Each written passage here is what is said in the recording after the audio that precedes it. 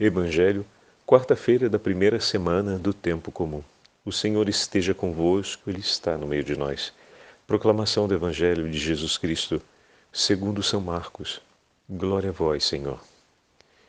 Naquele tempo, Jesus saiu da sinagoga e foi, com Tiago e João, para a casa de Simão e André.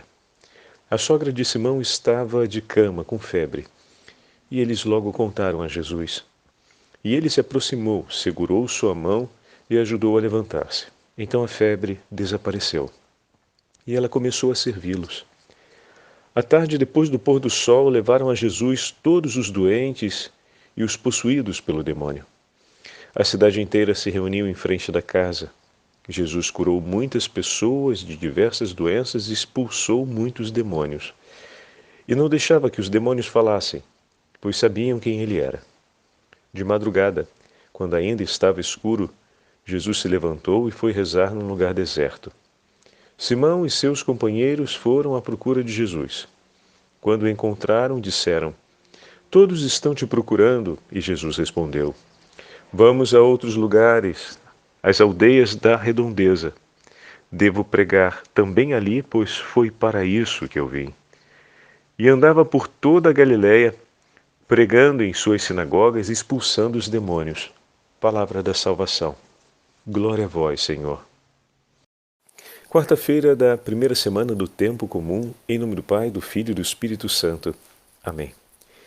Queridos irmãos e irmãs, a Santa Liturgia nos dá a graça de prosseguirmos com a leitura do primeiro capítulo do Evangelho de São Marcos. E ontem falávamos que o primeiro ato cumprido por Jesus no início de sua missão messiânica, no Evangelho de São Marcos,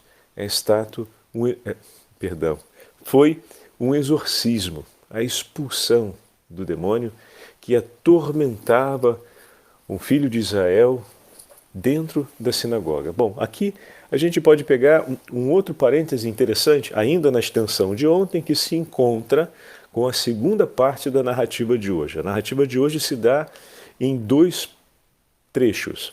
A saída de Jesus da sinagoga e a sua chegada à casa de Simão Pedro, e o que se passa na casa de Simão Pedro até a sua partida. Então, da sinagoga à casa de Simão Pedro e depois da casa de Simão Pedro a sua partida, as duas partes. Então, o que conecta essas duas partes, ou a continuidade a qual me referia? Ontem, na sinagoga, nós vimos que tinha um homem que estava possuído pelo espírito impuro. Estava sob a ação e a opressão do demônio. Ali. Então o inimigo se esconde.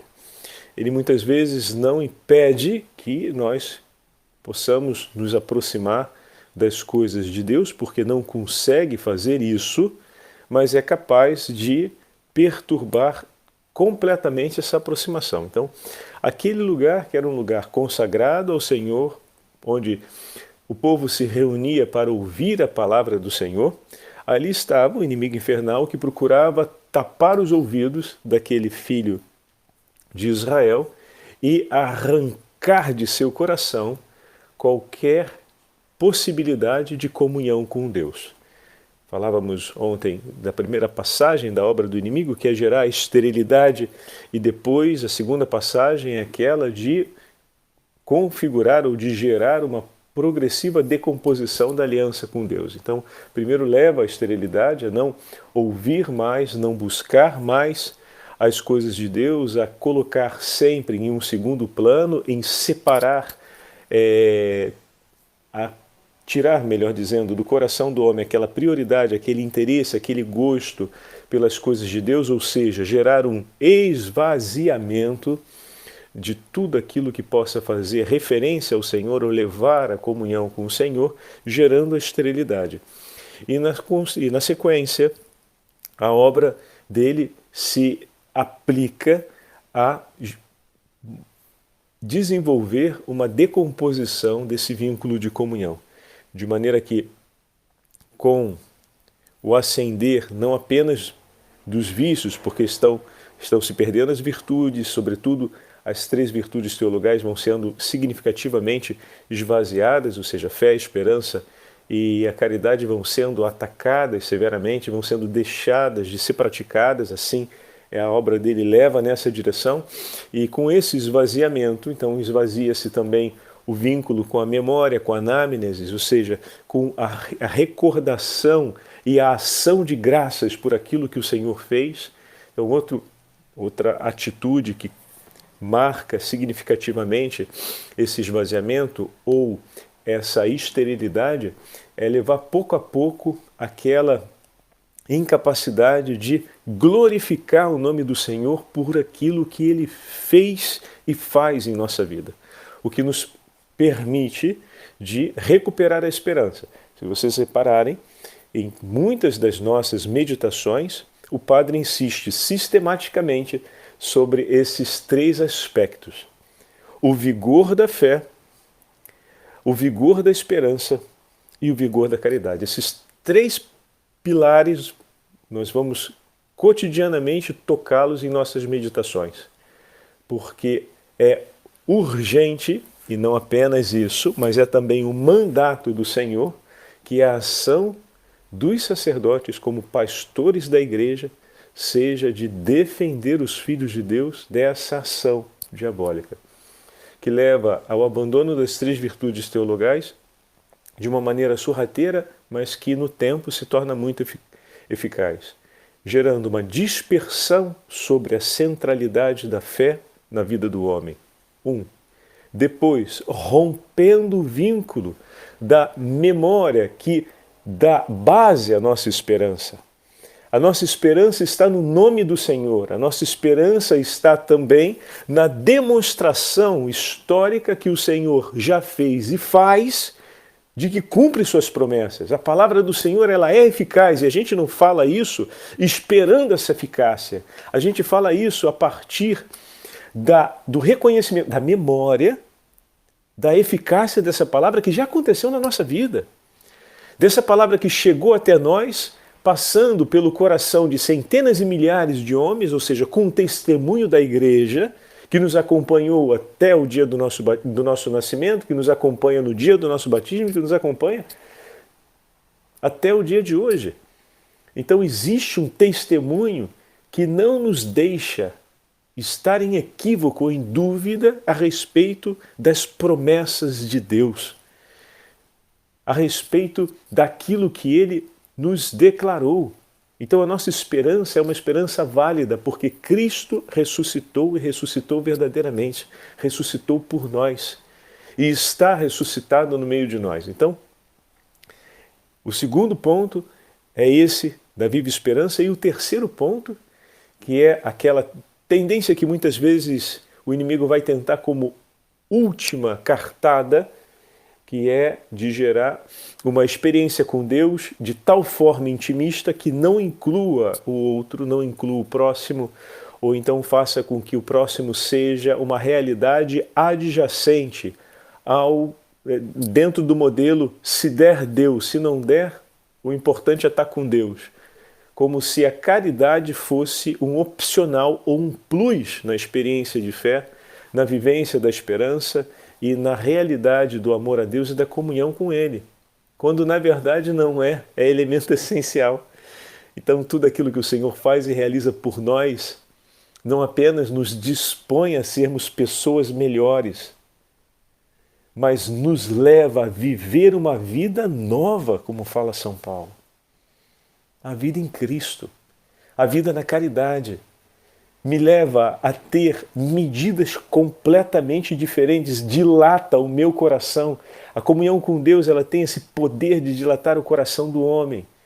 E um coração dilatado não deixa ninguém de fora. Por isso olhamos com tanta frequência e com tamanha intensidade a Virgem Santíssima. Não apenas pela fé e pela esperança, mas pela beleza desse imaculado coração que se dilata de uma forma única. E ninguém permanece de fora. Ah, minha Senhora, ajuda-me a ter um coração assim, como o coração de seu filho. Um coração capaz de acolher a todos e jamais dizer o meu amor eu faço e o disponho por tantos quantos o Senhor me concede. à exceção de alguns. Não, não, não, senhora, sem nenhuma exceção.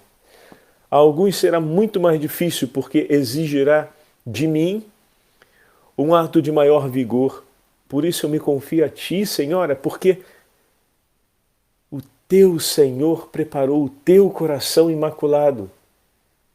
E a senhora caminhou por uma inteira vida sob esses dons que o Senhor lhe deu, sem declinar de nenhum deles. Ajuda-me, Senhora, a cada restauração prodigiosa que o Senhor realiza em minha vida pelo sacramento da reconciliação, a também colocar em prática todos os dons que Ele me restitui por graça no dia em que me perdoa, no dia em que derrama sobre mim a sua misericórdia, de maneira que eu consiga também bendizer a Deus, cantando: o Senhor fez em mim maravilhas, grande é o seu amor, grande é o seu poder. Então esses três pilares nós vamos tocar frequentemente nas nossas meditações, não é que o Padre Fábio está ficando repetitivo, ele está cumprindo o mandato de vigilância pelo povo que lhe foi confiado, pelo rebanho que lhe foi entregue. Porque o inimigo infernal ele ataca exatamente dessa forma para gerar o esvaziamento de tudo aquilo que possa favorecer o vínculo de comunhão com Deus. E uma vez que acontece esse esvaziamento, começa tudo aquilo que nós já falamos, né, na meditação de ontem. Ou seja, vão se introduzindo outros elementos como a prática, a intensificação da prática dos vícios e, por consequência, depois vem a hostilidade aos elementos religiosos, o afastamento e a hostilidade à comunhão com a igreja, ou seja, aceita-se a comunhão com Deus, não aceita-se a comunhão com a igreja, o afastamento depois de uma vida que seja orientada a morrer para si mesmo, para viver para Cristo, é sempre uma vida mais mediada, e aí pouco a pouco acontece aquelas grandes explosões dentro da nossa casa, dentro das nossas comunidades, onde não se respeita mais o próximo, onde não se aceita mais as diferenças, onde a misericórdia com o limite do outro, o erro do outro, se torna sinônimo de fraqueza, e combater, perseguir, se torna sinônimo de justiça, ser violento se torna sinônimo de aquisição do direito pessoal, ser distante do outro se torna uma declaração de autonomia e de estabilidade para si. E todas essas que são grandes confusões, né, que acabam levando à decomposição progressiva, seja de uma família, seja de uma comunidade religiosa, seja de uma inteira comunidade paroquial ou uma pastoral.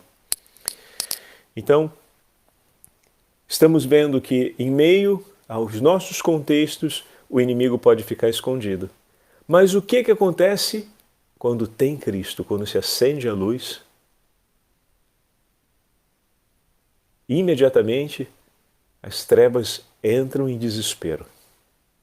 Então, meus irmãos, acendamos a luz. Acendamos a luz. Onde há a luz, não perseveram as trevas. Coloquemos a fumaça. Essa imagem é muito interessante, né?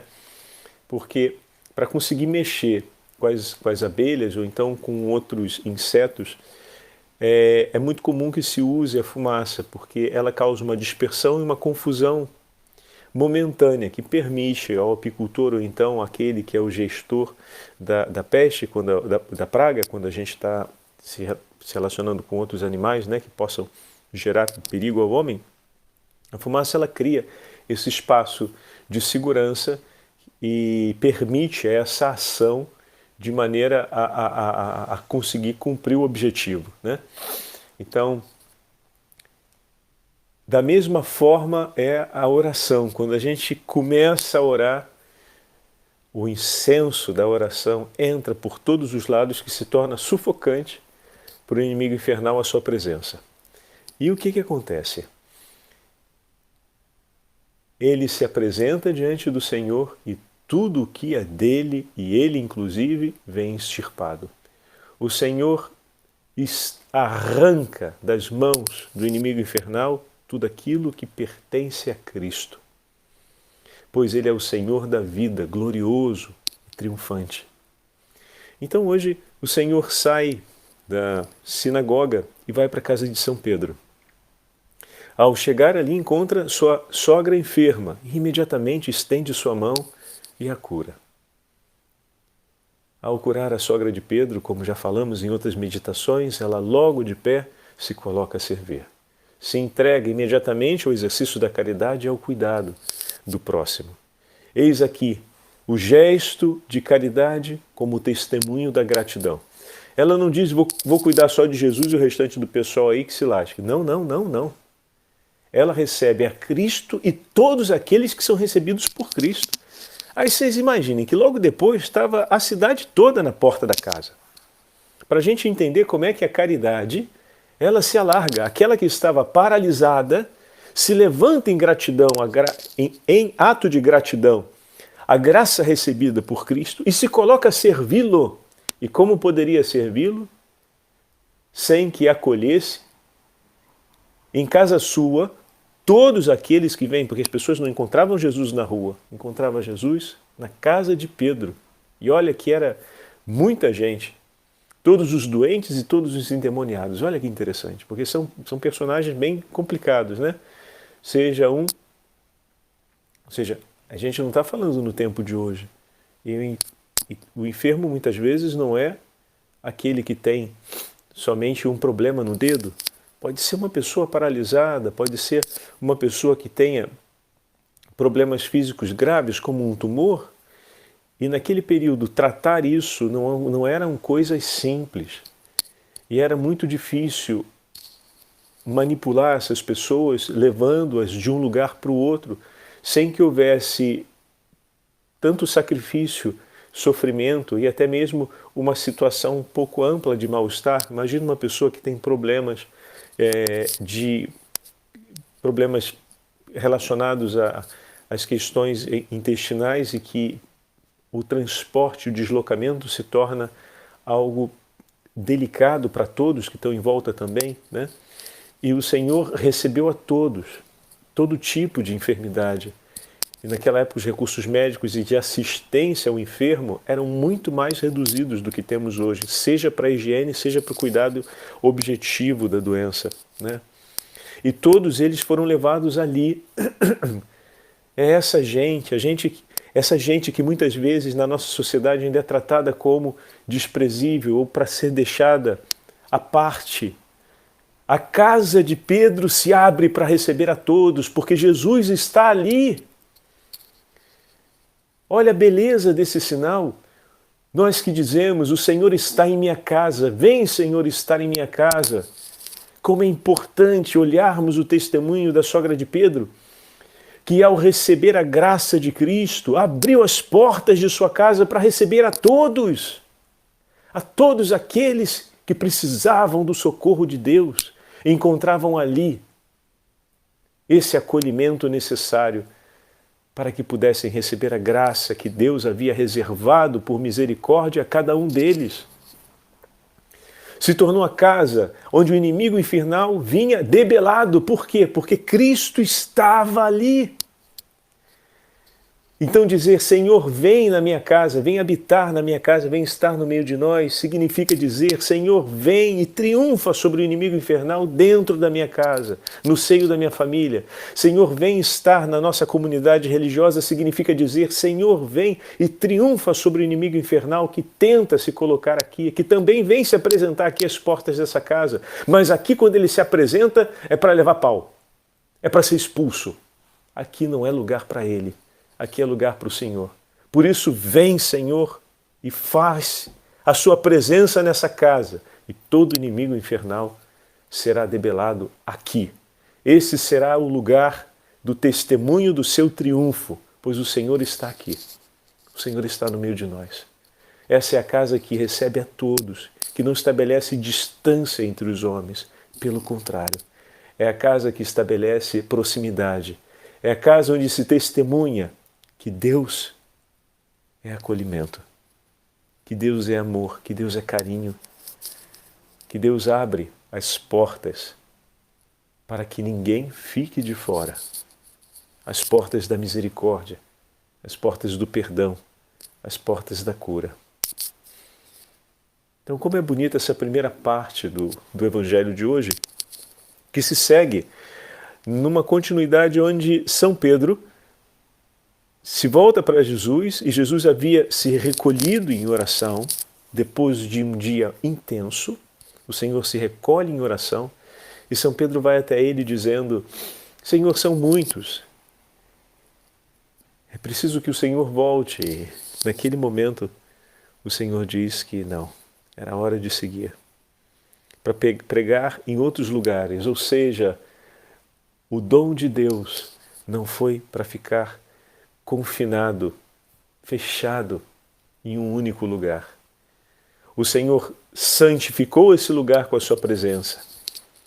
Agora é preciso que Ele siga santificando outros lugares, levando o anúncio do Evangelho.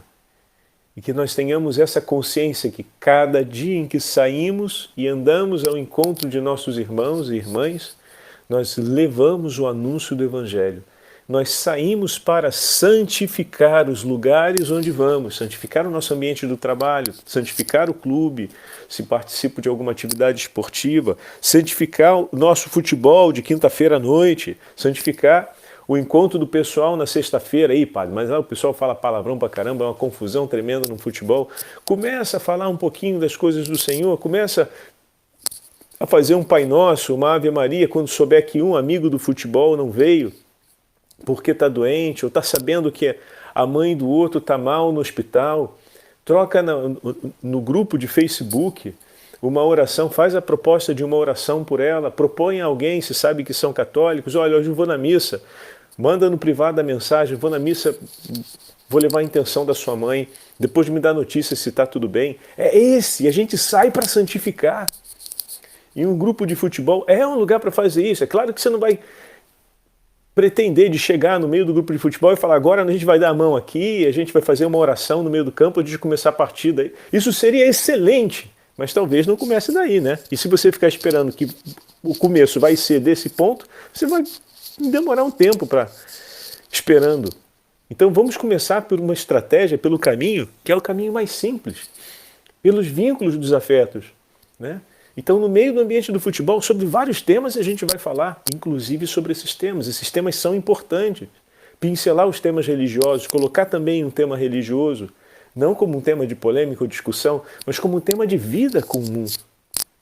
É um amigo que ficou doente, é a necessidade da família de alguém, uma necessidade de trabalho de um outro. E a gente pode propor uma Ave Maria, a gente pode propor um Pai Nosso, a gente pode propor no privado uma oração para aquele amigo, e daqui a pouquinho isso se torna uma praxis entre nós e talvez finalmente vamos começar a jogar uma partida de futebol podendo fazer uma oração no início, num grupo de futebol, de quinta-feira ou de sexta-feira à noite, né? E o que é mais bacana, às vezes no final de uma pelada, dependendo se é o futebol do pessoal mais velho, vamos rezar uma Ave Maria aqui agradecendo porque ninguém se machucou dessa vez no futebol. A vitória, depois que a gente passa da faixa dos 40 jogando futebolzinho, não é ganhar o time adversário, é terminar o futebol sem ninguém estar contundido. Como é que foi o futebol hoje? Ganharam ou perderam? Não, ganhamos. Mas como assim ganharam? Não, o time perdeu, mas a gente ganhou. Mas como assim ganhou? Ninguém voltou quebrado para casa. Ninguém teve que passar na emergência do hospital ou correr para algum lugar para ter que fazer alguma coisa. Então, muitas vezes a vitória depois de uma certa idade é isso. Por que não agradecer a Deus, né? Então, até nesse ambiente, nesse clima de bom humor, a gente pode cumprir essa meta. Cumprir aquilo que o Senhor fez e nos ensina a fazer. Por último, eu queria acrescentar esse texto de Padre Charles de Foucault. É uma leitura muito bonita de uma de suas meditações, de um de seus escritos durante o período em que ele estava no deserto. Começa assim: Nosso Senhor quem diz: E foi assim que vivi diante de vós Perdão. Então, o texto, só para pontuarmos bem, é nosso Senhor falando conosco, né? E foi assim que vivi diante de vós os 3 anos da minha vida pública, passando os dias a ensinar e a curar, a fazer o bem, primeiro às almas e depois aos corpos. E à noite, o que eu fazia? Bem, à noite eu retirava-me para longe da multidão, a qual me tinham consagrado plenamente durante o dia, em meus atos e em meus gestos, buscando desse modo a solidão. Encerrava-me convosco numa casa hospitaleira ou subia à montanha, a um cume deserto, como fiz por diversas vezes, e passava ali ou então naquela casa recolhido a noite inteira em oração. Passava a noite em recolhimento, em silêncio, longe por um instante das multidões, vigiando e rezando. É esse o exemplo que eu vos deixei e vos deixo. Foi por vós que o fiz. Eu que sou suficientemente forte, suficientemente senhor de mim para estar em toda parte, a sós com meu Pai, pois eu o vejo sem cessar e estou sempre com Ele na sua presença. Não preciso da solidão para me recolher com Ele, nem do silêncio para lhe rezar, nem das orações específicas para me unir a Ele. No meio da multidão, enquanto falo, estou tão unido a Ele como na mais profunda solidão do alto da montanha. Não preciso de meditar para o conhecer, porque eu o conheço face a face. Não preciso de me tornar forte pela sua contemplação, porque sou divinamente forte.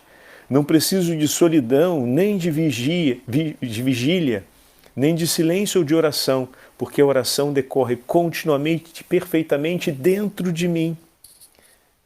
Mas foi para vós, para vos dar exemplo, que passei tantas noites em vigílias solitárias, a rezar ao meu Pai, sob o céu estrelado ou no segredo de um quarto fechado. Vendo que fiz tudo por vós e vos dei esse exemplo para vos encorajar, amai-me, estimai-vos uns aos outros, eu vos peço, e segui o exemplo que vos dei, porque vos mostrei que esta estrada é santa, velando no recolhimento e no silêncio, rezando, contemplando e perdendo-vos em Deus e perdoando-vos com todo o amor. Segui o exemplo e permanecei comigo. O Senhor esteja convosco, Ele está no meio de nós. Pela intercessão de São Charles de Foucauld e da Beatíssima Virgem Maria, Mãe de Deus, abençoe-vos o Deus Todo-Poderoso, Pai, Filho, Espírito Santo. Amém.